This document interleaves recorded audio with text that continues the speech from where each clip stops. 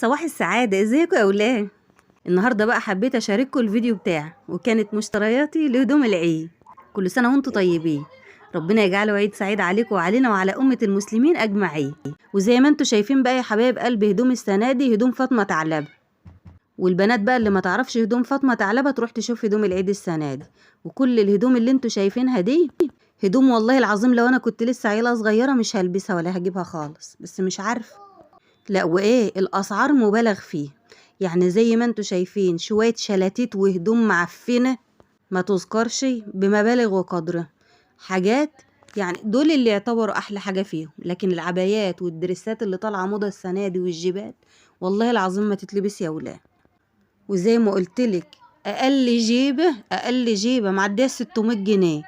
على ايه والله ما انا عارفة. طب انا عايزة اعرف بقى احنا نتحاسبن على مين؟ على التجار ولا على الموزعين ولا على البياعين ولا على مين بالظبط؟ يلا يعني اللي عنده 3 4 عيال يا ولاد يعمل ايه؟ بجد والله دي تعتبر احسن جيب شفته، بس صدقوني لا هي قماشه ولا هي لو. في بقى دريسات خالتكم فاطمه ثعلبه في اخر البتاع المول.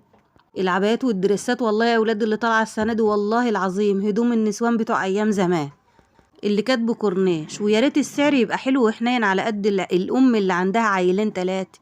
لا والله اسعار مبالغ فيها. حسبي مش عارفه احنا نقول على مين، حسبي الله ونعم الوكيل. اللهم اخرجنا من دار البلاء بلا بلاء. شايفين الجبل المعفنه ده اهي، المعفن ب900 جنيه ده، ومش عارفه بنطلون ولا كان قميص.